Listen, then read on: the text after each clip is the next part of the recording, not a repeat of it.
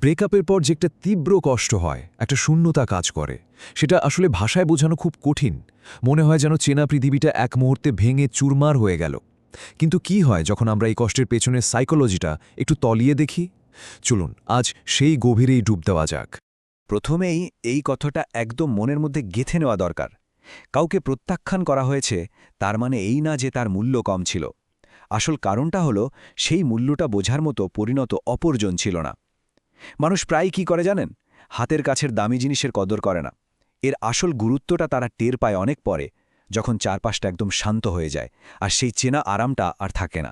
তো প্রশ্নটা হলো, কি এমন ঘটে যে মানুষটা একদিন ছেড়ে চলে গিয়েছিল সেই আবার জীবনে ফিরে আসার জন্য ছটপট করতে শুরু করে? আজ আমরা ঠিক এই ব্যাপারটাই বোঝার চেষ্টা করব। এখানে নিজেকে দোষ দেওয়ার কিচ্ছু নেই, বরং এর পেছনে একটা নির্দিষ্ট মনস্তাত্ত্বিক প্যাটার্ন আছে, যেটা বুঝতে পারলে অনেক কিছুই পরিষ্কার হয়ে যাবে। আচ্ছা, তাহলে চলুন একদম শুরু থেকে দেখা যাক ব্যাপারটা কি ঘটে। যে মানুষটা একটা সম্পর্ক ছেড়ে বেরিয়ে যায়, সে প্রথম দিকে স্নায়ুতে এক ধরনের বাঁধন ছাড়া মুক্তির স্বাদ পায়। তাদের মনে হয়, যাক, একঘেয়েমি থেকে তো বাঁচা গেল। কিন্তু এই অনুভূতিটা যে কত ঠুনকো তা তারা তখনও জানে না। আর ঠিক এই জায়গাতেই তারা সবচেয়ে বড় ভুলটা করে বসে। সম্পর্কে যে শান্তি আর স্থিরতা ছিল সেটাকেই তারা স্থবিরতা ভেবে নেয়। মানে চেনা জানা আরামটাকেই তারা বোরিং বা একঘেয়েমি বলে ধরে নেয়। আর এই ভুল ধারণা থেকেই তারা ভাবে চলে যাওয়া মানে বুঝি জীবনের উন্নতি।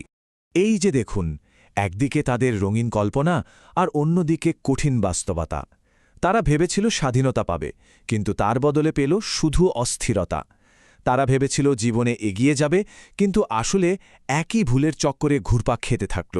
আর উত্তেজনার খোঁজে গিয়ে তারা যা পেল তা হল শুধুই কিছু অগভীর সম্পর্ক। আসলে এই যে মুক্তির আনন্দ, এটা কিন্তু খুব ঠুনকো। যতক্ষণ না জীবনের কঠিন বাস্তবতার মুখোমুখি হতে হচ্ছে, ততক্ষণ এই স্বাধীনতার ফিলিংটা দারুণ। কিন্তু বাস্তবতার একটা ছোট্ট ধাক্কাতেই এই বুদবুদটা ফেটে যায়। আর ঠিক এখান থেকেই বুঝলেন গল্পের মোড়টা ঘুরতে শুরু করে।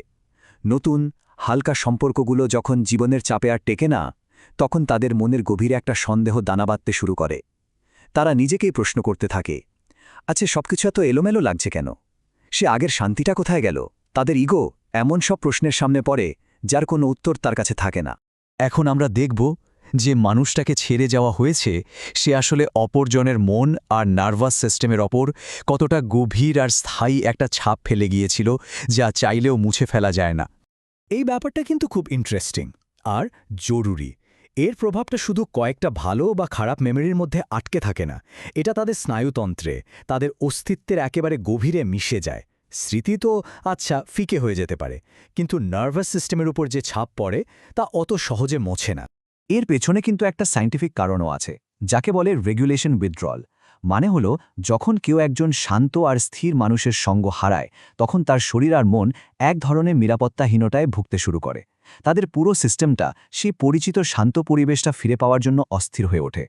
শুধু মনে না, শরীরেও এর প্রভাব পড়ে।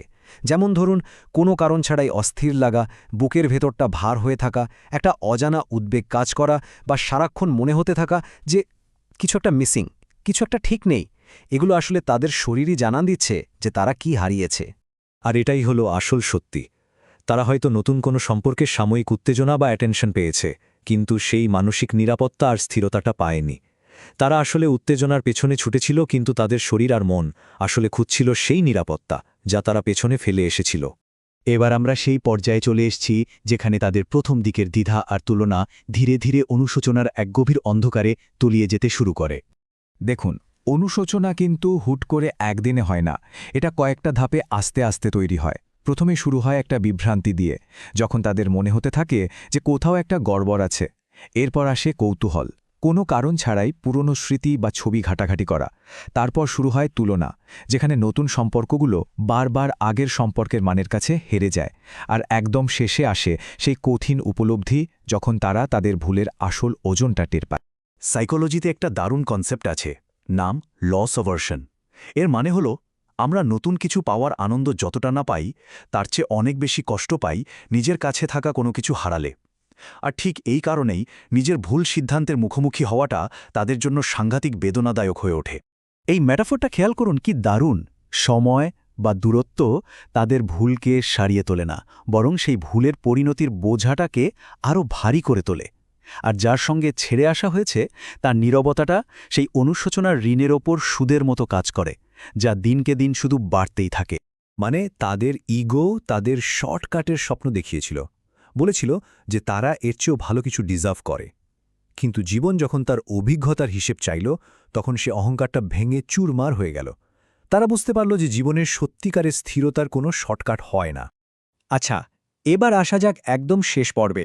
এখানে আমরা দেখব যে মানুষটাকে একসময় একা ফেলে যাওয়া হয়েছিল, তার জন্য আসল জয়টা ঠিক কোথায় অপেক্ষা করছে।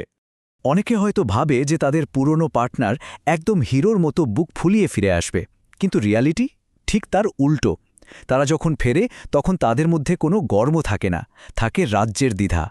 আত্মবিশ্বাসের বদলে থাকে বিনয়, আর কোনো দাবি করার বদলে তারা একদম চুপ করে থাকে, কারণ তারা ভেতর থেকে আসলে পুরোপুরি ভেঙে পড়েছে। আর এটাই হয়তো এই পুরো আলোচনার সবচেয়ে জরুরি কথা। তাদের ফিরে আসাটা জীবনের লক্ষ্য হতে পারে না। আসল জয় হল নিজের উন্নতি করা, নিজের মানসিক শক্তিকে পুনরুদ্ধার করা এবং নিজের পায়ে আরও অনেক বেশি শক্তভাবে দাঁড়ানো। এই উত্থানের মানে হল হতাশার বদলে আত্মসম্মানকে বেছে নেওয়া, জীবনকে তার নিজের শিক্ষাটা শিখিয়ে দেওয়ার সুযোগ দেওয়া, নিজের ভেতরের সত্তার সাথে আবার নতুন করে জুড়ে যাওয়া। আর সবচেয়ে বড় কথা হলো এটা বোঝা যে নিজের মূল্য প্রমাণ করার জন্য অন্য কারো স্বীকৃতির কোনো দরকার নেই। দেখুন, যার মূল্য আছে তার মূল্য সবসময় থাকে। তাদের চলে যাওয়া বা ফিরে আসা সেই মূল্যকে কমাতে বা বাড়াতে পারে না। তাদের এই দেরিতে হওয়া উপলব্ধিটা শুধু একটাই জিনিস প্রমাণ করে, সেই মানুষটা কতটা মূল্যবান ছিল যা তারা সঠিক সময় বুঝতে পারেনি। শেষ করার আগে এই প্রশ্নটা ভাবার জন্য রেখে যাই।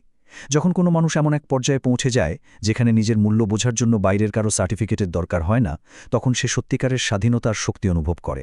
একবার ভাবুন তো, সেই অনুভূতিটা ঠিক কেমন হতে পারে।